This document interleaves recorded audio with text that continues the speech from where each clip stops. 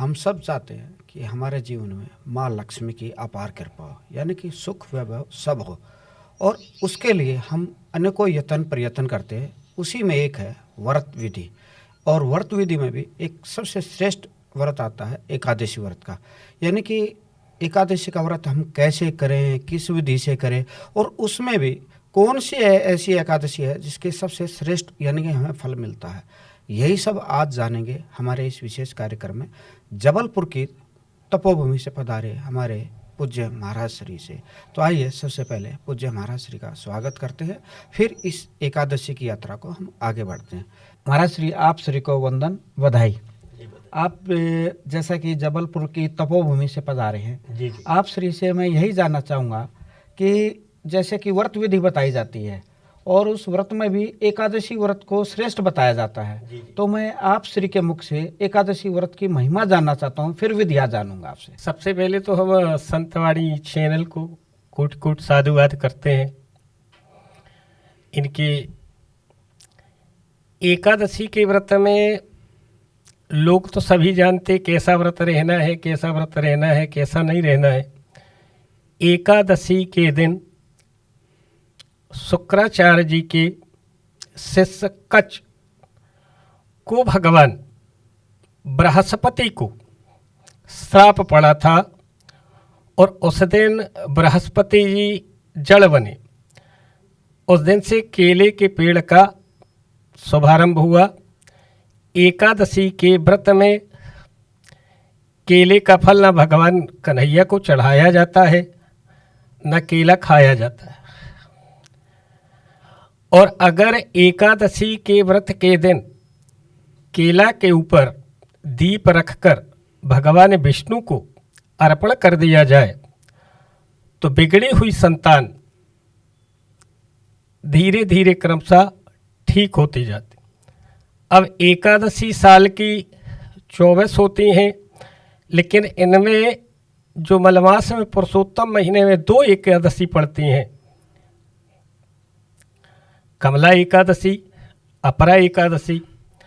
अपरा एकादशी का व्रत और कमला एकादशी का व्रत रहने से समस्त पापों का नाश हो जाता है, और एकादशी व्रत धारण करने वाला व्यक्ति कभी किसी नरक में नहीं जाता है, प्रभु की शरणागति प्राप्त हो जाती है।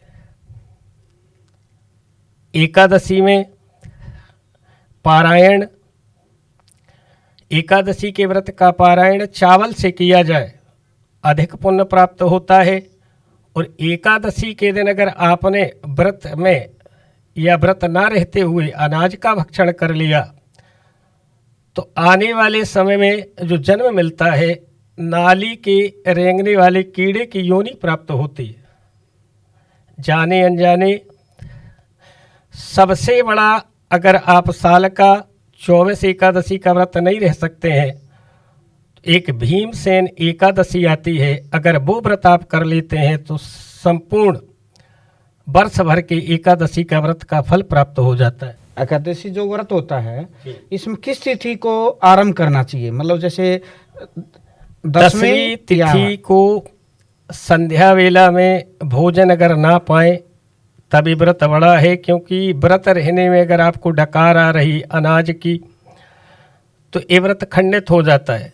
अगर आप भोजन कम करेंगे, अगर आपने शाम को भोजन 10वीं तिथि में कर लिया और आप 2-4 बार दीर्घ शंका चले गए तो व्रत वैसे ही खंडित हो जाता है। व्रत में दीर्घ शंका 2 बार से ज़्यादा नहीं करनी, नहीं तो व्रत खंडित हो जाएगा। इसलिए सात्विक भोजन 10वीं तिथि से लें और एक टाइम 10वीं तिथि के दिन भोजन करें। एकादशी में व्रत का संकल्प लिया जाता है, व्रत नहीं लगता है। लोग कहते हैं हम आज उपवास हैं। उपवास का मतलब है उपधनवास।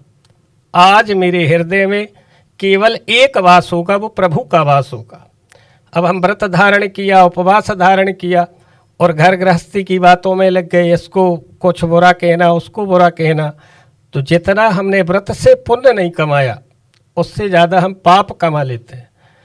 उपवास का मतलब है आज मेरे हृदय में केवल एक वास होगा, प्रभु का वास होगा, उसे उपवास कहा जाता है। और उपवास में अगर आपके हृदय में भगवान विराजमान है तो भगवान के नाम का जितना आप नाम जपेंगे उतना पुण्य फल एकादशी का व्रत हो जाएगा। जैसा कि महाराज श्री आपने कहा था कि एकादशी की जो पूजा विधि का जो प्रसाद होता है वो भगवान श्री कृष्ण को भोग नहीं लगाया जाता है, उसका कारण क्या है? एकादशी का केले का भोग, केले को भगवान बृहस्पति केला है और भगवान विष्णु केला नहीं। एकादशी के दिन अगर आप केले का भोग भगवान को लगाओगे तो भगवान ये स्वीकार नहीं करते हैं। दूसरी बात, इस दिन एकादशी के दिन शुक्राचार्य जी के शिष्य कच्छ जी ने बृहस्पति को अभिमानवश जड़ होने का श्राप दिया था, मैंने आपको बताया। तो एकादशी के दिन केला नहीं पाना चाहिए, ना ही भगवान को भोग लगाना चाहिए। अगर संतान को सुधार करना है तो मान लीजिए कि केला के ऊपर आप दीपक रखकर भगवान विष्णु को अर्पण करते हैं तो संतान में धीरे धीरे सुधार आने लगता है। महाराज श्री जैसे आपने केले की बात की तो गुरुवार को भी केला खाया नहीं जाता और वैसे प्रसाद चढ़ता सत्यनारायण भगवान को, इसका क्या विशेष कारण है? देखिए, सत्यनारायण भगवान का लोग क्या कहते हैं ये तो नहीं है। सत्यनारायण भगवान का जो व्रत है, महाराष्ट्र से एक हरि करके के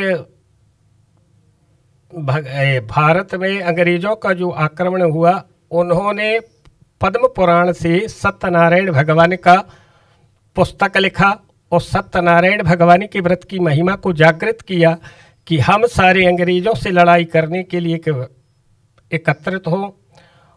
ये हुआ था 1877 में। श्री सत्यनारायण भगवान की व्रत की कथा जो लिखी गई, ये किसी वेद व्यास जी ने नहीं लिखी, सूत जी महाराज ने नहीं लिखी। श्री हरि महाराष्ट्र के रहने वाले हैं, उन्होंने स्वतंत्रता के लिए, भारत अंग्रेजों से लड़ाई करने के लिए, सबको एकत्रित करने के लिए धर्म का अनुष्ठान में पद्म पुराण से ये कथाएं लेकर छपवाई। ऐसे ही 1878 में जो गणेश जी बैठते हैं, गणेश जी बैठाने का मूल कारण यही है कि लोग इकट्ठे हों और हम अंग्रेजों के प्रति कैसे इन्हें अपने भारत देश से भगाएं। उससे शुरुआत महाराष्ट्र से भगवान गणेश जी का बैठालना शुरू हुआ।